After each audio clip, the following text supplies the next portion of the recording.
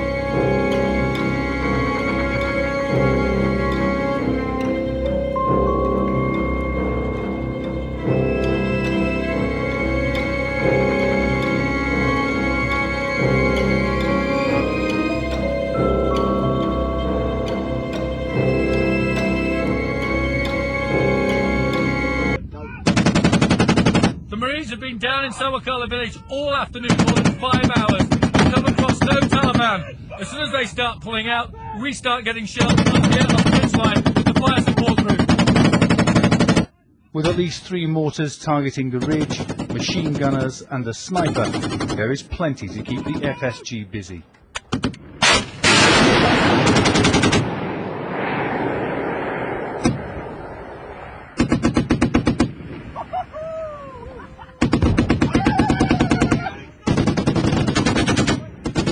The hour-long firefight is brought to an end by the arrival of an Apache attack helicopter, which launches a Hellfire missile, silencing the enemy guns. The relief is obvious. Another day in Afghanistan survived. All that remains is to clamber down from the high ground and ponder what tomorrow might be.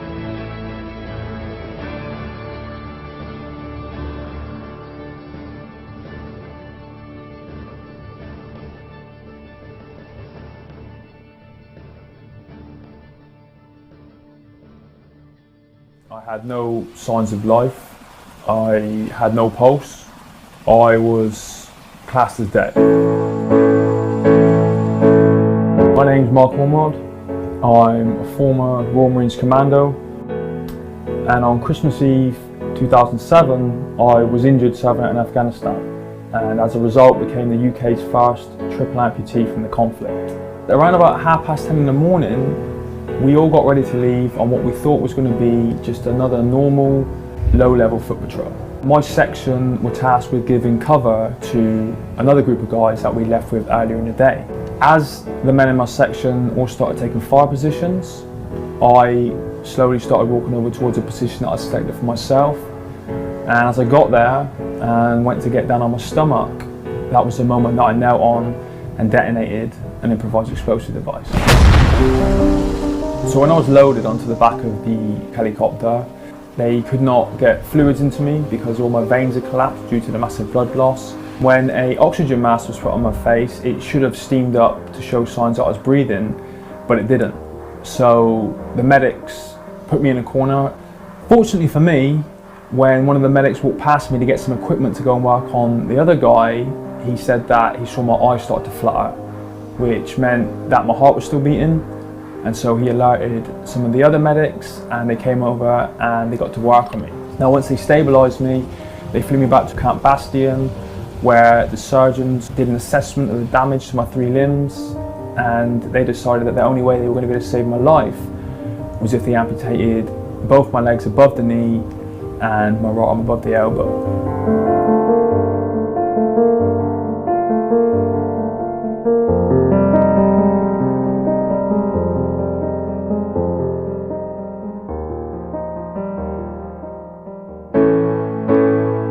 The 9th of June 2009 is the day that I left my wheelchair behind me forever. And although I class that as my Independence Day, every day is still like rehab. And I couldn't have done half of the things that I have, and I couldn't have achieved half of the things that I have, had it not been for the support of numerous military charities.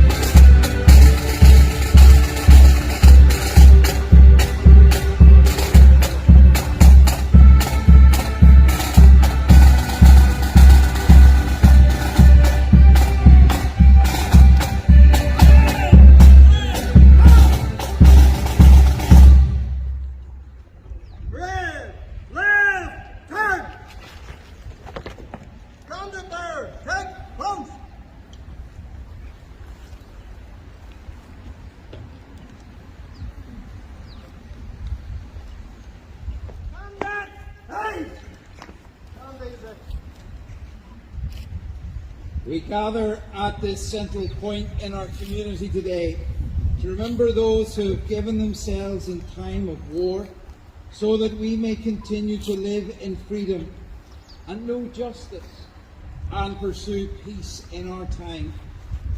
We do so recognising that this is the centenary year of the Royal British Legion, who have demonstrated commitment in their care of those injured while serving in the forces and their families, and have been loyal to their fallen comrades with their support of bereaved spouses and children. It is right then that we acknowledge this compassionate work, quietly and faithfully carried on for 100 years. The Legion also engage in the work of education so that a rising generation will both appreciate the sacrifices which have been made by previous generations and seek to maintain the privileges of freedom, justice and peace for this and future generations. So today we are called to remembrance of past service and sacrifice, the present work of the Royal British Legion, and the service of those who today are serving Queen and country at home and overseas, in theatres of war and on peacekeeping missions. Let us remember.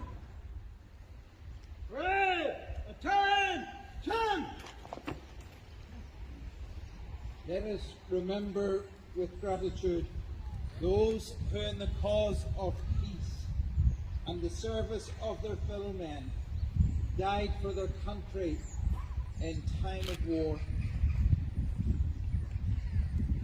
They shall not grow old, as we that are left grow old. Age shall not weary them, nor the years condemn. At the going down of the sun, and in the morning, we will remember them.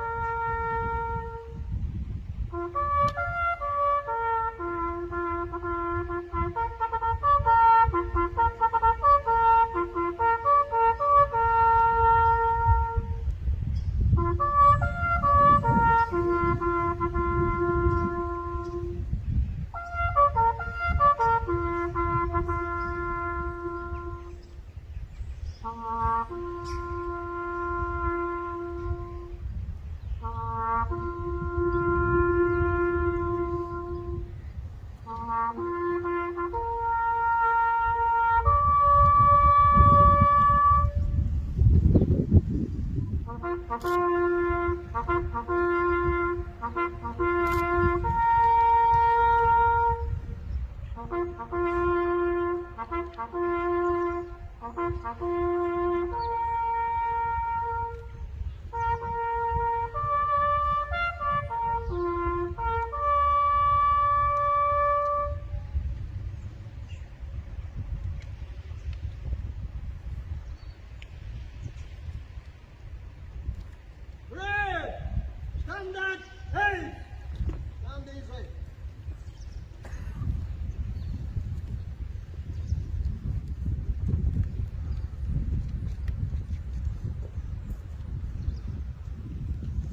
feel very privileged that I've got a mic.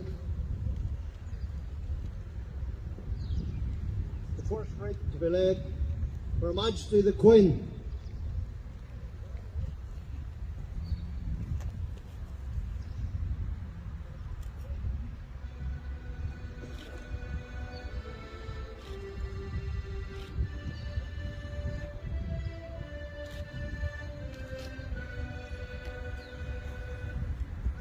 The Royal British Legion.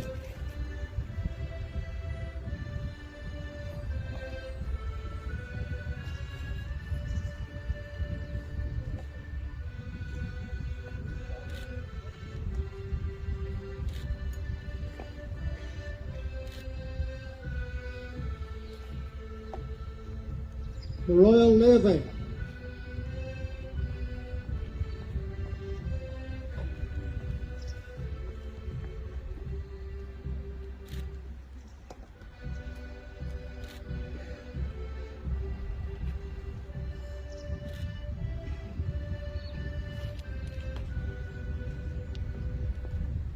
The Royal Marines.